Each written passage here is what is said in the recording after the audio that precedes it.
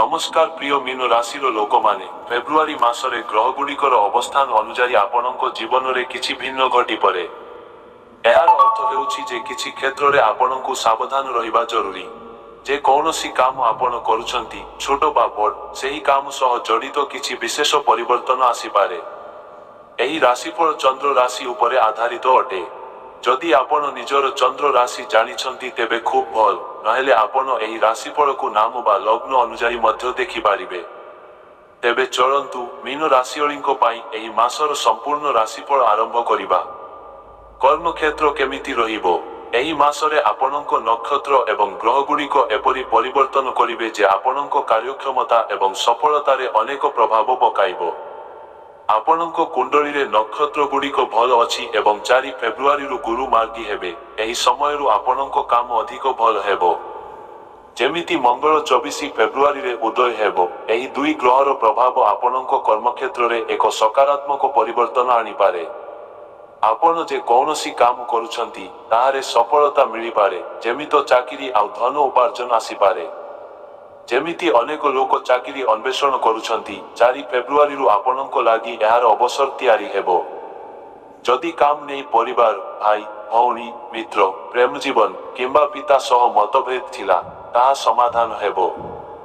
ଏଥିପାଇଁ 4 ଫେବ୍ରୁଆରୀରୁ ଆପଣ ଏକ ନୂଆ ଅଭିମୁଖ୍ୟ ଦେଖିପାରିବେ। ଯଦି କାର୍ଯ୍ୟକ୍ଷେତ୍ରରେ ବଡ଼ମାନେ ସମର୍ଥନ ଦେଉନଥିଲେ, 4 ଫେବ୍ରୁଆରୀ ପରେ ଏହି ଅବସ୍ଥାରେ ଏକ ଧନାତ୍ମକ ପରିବର୍ତ୍ତନ ଆସିପାରେ। ଏହି ଉପରେ ଆପଣଙ୍କ ଭାଗ୍ୟ ମଧ୍ୟ ବିପରୀତ ପ୍ରଭାବ ପକାଇପାରେ। ଯେମିତି ଆପଣ ନକ୍ଷତ୍ରରେ ଚେଞ୍ଜ ହେବାକୁ ଚାହୁଁଛନ୍ତି, ତେବେ 11 ଫେବ୍ରୁଆରୀ ପୂର୍ବରୁ ଚେଷ୍ଟା କରନ୍ତୁ। ଯଦି 11 ଫେବ୍ରୁଆରୀ ପରେ ଏହି ଚେଞ୍ଜ କରିବେ, ତାହା ଆପଣଙ୍କ ପାଇଁ ନକ୍ଷତ୍ର ଅନୁଯାୟୀ ହାନିକାରକ ହୋଇପାରେ। ଏହି ଅବସ୍ଥାରେ ଆପଣ ଅନ୍ୟଥା ପ୍ରଭାବିତ ହୋଇପାରନ୍ତି। ଯେମିତି ଯେ ଆପଣ ଏକ କମ୍ପାନୀରେ ଅଛନ୍ତି ଏବଂ ବୃଦ୍ଧି ପାଇଁ ଚେଷ୍ଟା କରୁଛନ୍ତି, 24 ଫେବ୍ରୁଆରୀ ପରେ କିଛି ଅବସର ଦେଖିପାରିବେ। କିନ୍ତୁ 11 ଫେବ୍ରୁଆରୀ ପରେ ଜବ୍ ଚେଞ୍ଜ କରିବାକୁ ଚେଷ୍ଟା କରନ୍ତୁ ନାହିଁ, ଏହା ଆପଣଙ୍କ ପାଇଁ ହାନିକାରକ ହୋଇପାରେ। ବିବେଶ ଏବଂ ସେୟାର ମାର୍କେଟ। ଯେଉଁମାନେ ଲଟାରୀ, ସଟ୍ଟା, ବଜାର ଇନଭେଷ୍ଟମେଣ୍ଟ କରୁଛନ୍ତି, ତାଙ୍କ ପାଇଁ ଏହି ମାସ ଭଲ ଅଛି।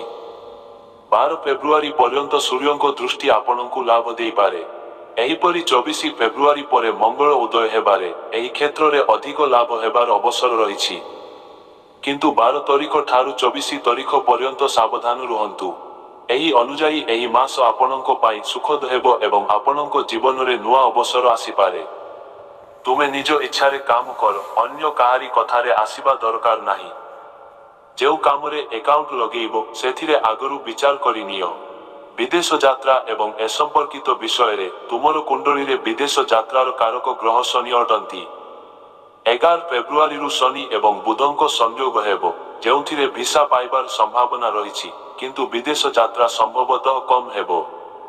ଯେଉଁମାନେ ଏକ୍ସପୋର୍ଟ ଇମ୍ପୋର୍ଟ କାମ କରୁଛନ୍ତି, ସେମାନଙ୍କ ପାଇଁ 12 ଫେବ୍ରୁଆରୀରୁ ଅବସର ରହିଛି, କିନ୍ତୁ ସତର୍କ ରହିବା ଦରକାର। 12 ଫେବ୍ରୁଆରୀରୁ 24 ଫେବ୍ରୁଆରୀ ପର୍ଯ୍ୟନ୍ତ ଅନାପେକ୍ଷିତ ଭାବରେ ବିଦେଶ ଯାତ୍ରା ଘଟିପାରେ, ଯେଉଁଥିରେ ଏକ୍ସପୋର୍ଟ ଇମ୍ପୋର୍ଟ ବ୍ୟବସାୟୀମାନେ ବିଶେଷ ସାବଧାନ ରହିବା ଉଚିତ। ଯଦି ଭିସା, ପାସପୋର୍ଟ, ଗ୍ରୀନ୍ କାର୍ଡ ଇତ୍ୟାଦି ନେଇ ଚିନ୍ତା ଅଛି, ତେବେ 12 ଫେବ୍ରୁଆରୀରେ ମିଳିପାରେ, ନହେଲେ 24 ଫେବ୍ରୁଆରୀ ପରେ ମିଳିବ। କୌଣସି ଠକ୍ ଅଙ୍କ ଖେଳରେ ନ ପଡ଼।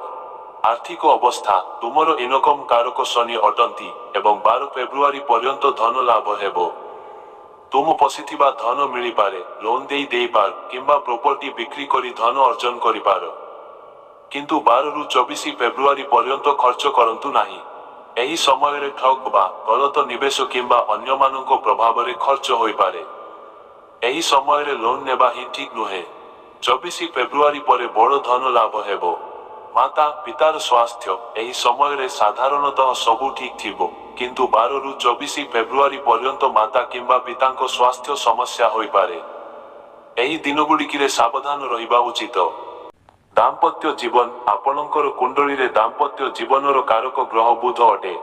12 ଫେବ୍ରୁଆରୀ ପର୍ଯ୍ୟନ୍ତ ବୁଧ ଆୟ ଭାବରେ ରହିବ। ଏହାର ଅର୍ଥ ହେଉଛି 11 ଫେବ୍ରୁଆରୀ ପର୍ଯ୍ୟନ୍ତ ବିବାହ ଏବଂ ଦାମ୍ପତ୍ୟ ଜୀବନ ସମ୍ବନ୍ଧୀୟ ଯୋଗ ଭଲ ରହିବ। ହେଲେ ମାତ୍ର 12 ଫେବ୍ରୁଆରୀରୁ 24 ଫେବ୍ରୁଆରୀ ପର୍ଯ୍ୟନ୍ତ ଦାମ୍ପତ୍ୟ ଜୀବନରେ କିଛି ସମସ୍ୟା ଆସିପାରେ। ଏହି ସମୟରେ ଦୁହିଁଙ୍କ ମଧ୍ୟରେ ବିରୋଧ ହେବାର ସମ୍ଭାବନା ରହିଛି ଏବଂ ଅର୍ଥ, ସମ୍ପତ୍ତି, ବ୍ୟବସାୟ କିମ୍ବା ଯାତ୍ରା ନେଇ ମତଭେଦ ହୋଇପାରେ। ଏହି ପରିସ୍ଥିତି ସନ୍ତାନ ସମ୍ବନ୍ଧୀୟ ଅଞ୍ଚଳକୁ ମଧ୍ୟ ପ୍ରଭାବିତ କରିପାରେ। 24 ଫେବୃଆରୀ ପରେ ମଙ୍ଗଳ ଉଦୟ ହେବ, ଯେଉଁଥିରୁ ଦାମ୍ପତ୍ୟ ଜୀବନ ପୁନଃ ସୁସମ୍ବନ୍ଧ ହେବ ଏବଂ ଶ୍ୱଶୁରାଳ ପକ୍ଷ ସହ ମଧ୍ୟ ଭଲ ଭାବରେ ଏକତା ରହିବ। ଶିକ୍ଷା ଏବଂ ସନ୍ତାନ। ଆପଣଙ୍କର କୁଣ୍ଡଳୀରେ ଶିକ୍ଷା ଏବଂ ସନ୍ତାନର କାରକ ଗ୍ରହ ଚନ୍ଦ୍ର ଅଟନ୍ତି, ଯେଉଁମାନେ ପ୍ରତି 2 ଦିନରେ ପରିବର୍ତ୍ତନ ଘଟାନ୍ତି। 12 ଫେବୃଆରୀ ପର୍ଯ୍ୟନ୍ତ ପଞ୍ଚମ ଭାବରେ ସୂର୍ଯ୍ୟଙ୍କ ଦୃଷ୍ଟି ରହିବ, ଯାହା ଫଳରେ ଏହି ସମୟରେ ସନ୍ତାନ ସମ୍ବନ୍ଧୀୟ ସୁଖ ମିଳିପାରେ ଏବଂ ଗର୍ଭଧାରଣ ଅଥବା ବିଦେଶୀ ଶିକ୍ଷା ଅଭିଳାଷୀଙ୍କ ପାଇଁ ଏକ ଭଲ ସମୟ ହେବ। ହେଲେ 12 ଫେବୃଆରୀ ପରେ ରାହୁଙ୍କ ଦୃଷ୍ଟି ପଞ୍ଚମ ଭାବରେ ପଡ଼ିବ, ଯାହା ଫଳରେ ଶିକ୍ଷାରେ ବାଧା, ମନୋବିଚଳନ ଏବଂ ସନ୍ତାନ ସମ୍ବନ୍ଧୀୟ ଏକ ଅସୁବିଧା ଆସିପାରେ।